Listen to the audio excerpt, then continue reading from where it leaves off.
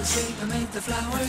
For a couple of hours. On a beautiful day. Daydream. I dream of you amid the flowers. For a couple of hours. Such a beautiful day. As I smile from behind my giant robot's eyes, I keep him happy cause I might fall out if he cries. Scared of heights so I might pass out if he flies. Keep him on autopilot cause I can't drive. Room enough for one, I tell my homies they can't ride unless we're sitting on the shoulders, but that's way too high. Let's try not to step on the children. The news cameras filming this walking project building. Now that's selling like right around the toes and the crackheads beg and about the lower leg. There's crooked police that's stationed at the knees and they do drive-bys like up and down the thighs. And there's a car chase going on at the waist. Keep a vest on my chest. I'm sitting in my room as I'm looking out the face. Something to write about. I still got some damage from fighting the White House. Just a daydream. I fell asleep beneath the flowers. For a couple of hours. On a beautiful day. Daydream. I dream of you amid the flowers. For a couple of hours. Such a beautiful day.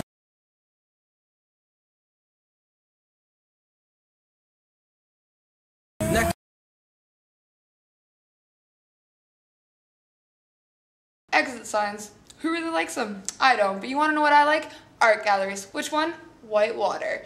And guess who's up next? Whitewater.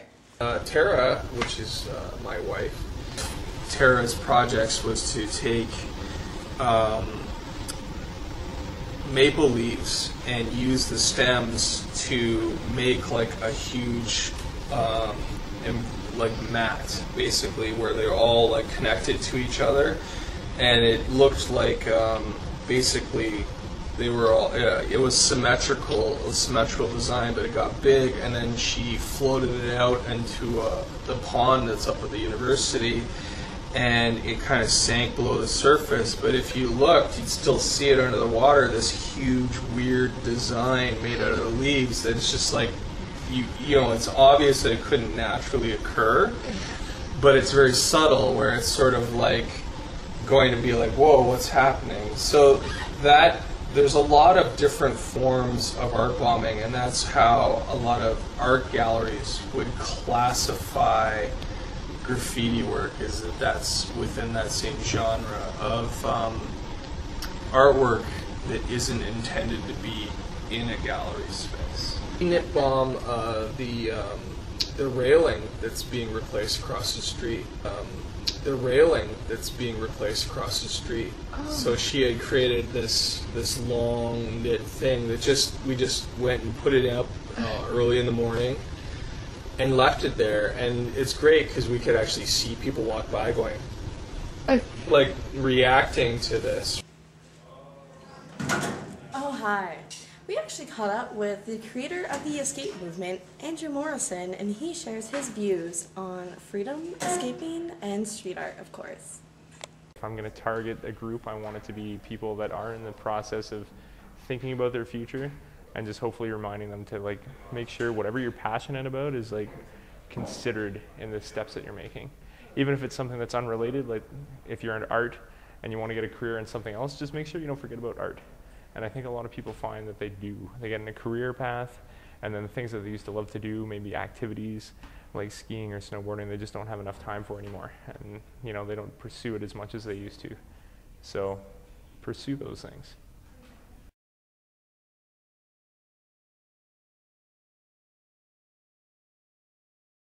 People really want to kind of express themselves. And deep down, everybody kind of wants to kind of leave something behind or make a mark that people recognize. And I feel that Feather as a sticker has kind of given people that opportunity so that they can actually kind of go out and make their mark and have it kind of recognized in a very safe way, where they're not actually going out and tagging a surface, you know, and doing something that's illegal necessarily. So I think that's really cool, and it's always fun to see where they end up, where people put them, and it's definitely something that I find fascinating about handing out the stickers. So I can understand where people have problems with street art and graffiti, especially when it comes to somebody's property and somebody's defacing that property.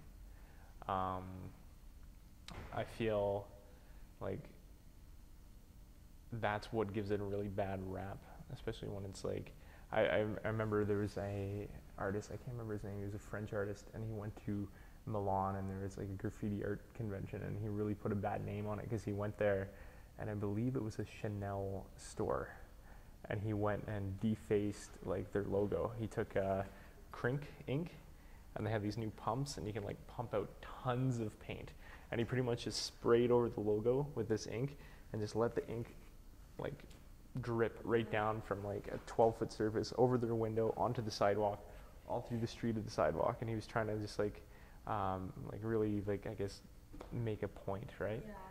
But he caused hundreds of thousands of dollars of damage during this like graffiti art convention, pretty much gave the whole thing a bad name, and everybody kind of looked at it like, like this is why graffiti isn't, kind of socially acceptable.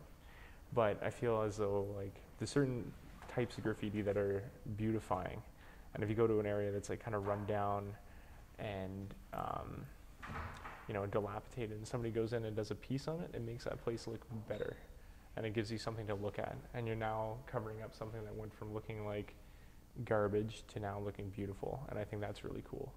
Why am I here right now? I don't know, but we're going to talk about local street artist Kerr next.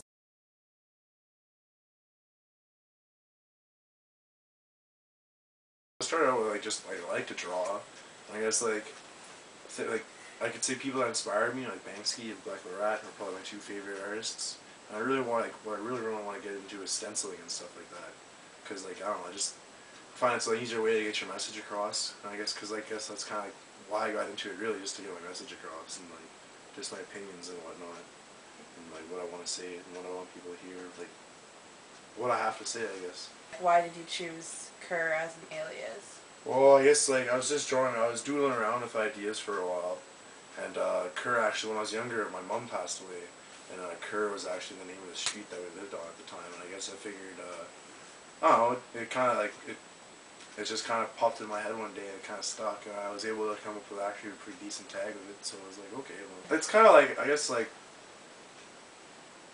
it goes back to when I said I wanted to get my message across, and then also it's just like I said, just to get my name out there, to get known, to have, so when I go walk around and hear someone saying oh man, that Kerr guy, I see that tag everywhere, that's something oh man, that's me, that's always kind of cool. And I don't know, it's almost going to the point where it's almost like an impulse where I'll see a blank space on a dumpster or something on a wall or something, and I'll just be oh, I want to get my name up on that. I want to put something up there, but it's just I guess it's a little bit of both, really.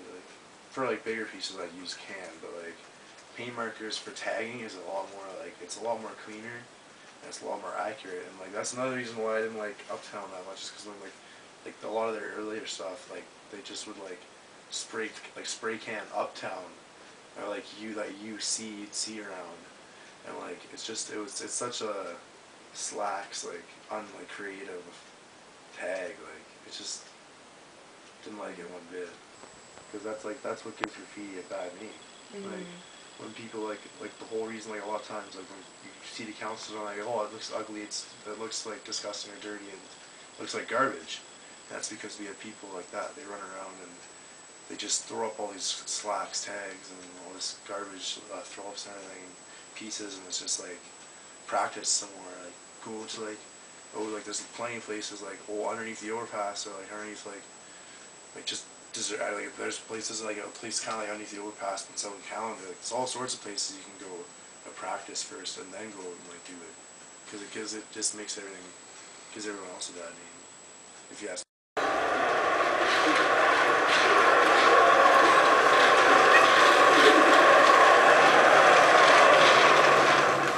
Not everybody likes how I roll, so we got the police perspective. Up next is our hometown police.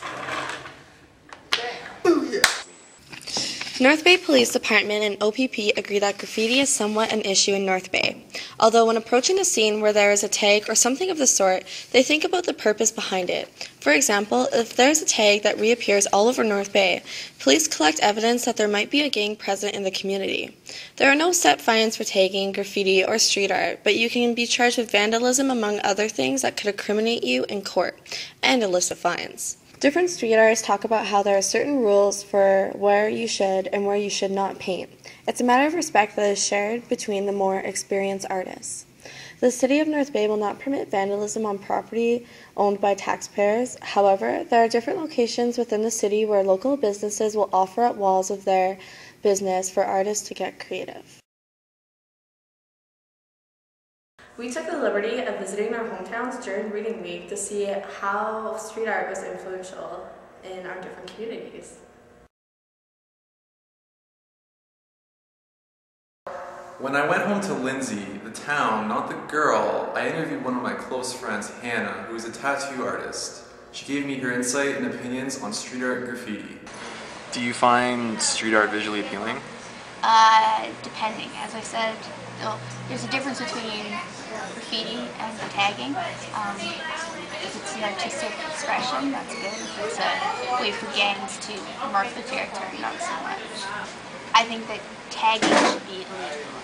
I think that graffiti should not. I think that graffiti, which is an expression of people's art, if like a company and a person can come to a great agreement to use that property to work on, I think that's great. I don't think that defacing something with derogatory stuff is good. The things that are generally being removed are the tagging. I don't by any means think that someone should go and deface the front of a government building or a police building or a library or something. I think that illegally, I think that removing quality art is bad. If it's not harming anyone, then it should be left alone. I took a walk with Hannah down to the Lindsay Locks, where she gave me her opinion on the graffiti that she approves and disapproves of. See, something like that, it says 420 with a pot leaf. It's something, to me, that's very vulgar. It's not something it's representing pot, and majorly, like, the gang community. That, to me, is not acceptable, as opposed to something like that, where you can't really see, but it says, on the bottom of the bridge, it says, "I will not die."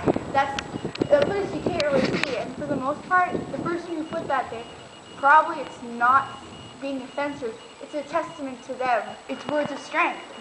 Hannah agrees that street art should be acceptable to a certain point. Graffiti which contains a message is more appropriate than graffiti that claims an area and contains no powerful message at all. So, how do you feel when a mural that you really like is taken down? Like, the government decides that it has to be painted over, it's not appropriate. People are outraged. How would you feel? Are you with the government or are you with the people?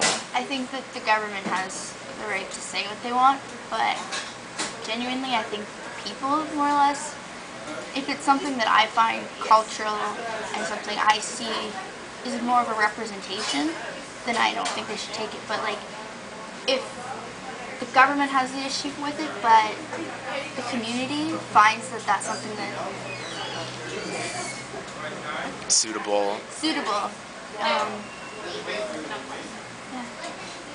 I think that the people in that neighborhood of where that is, I think they should have more say over the government.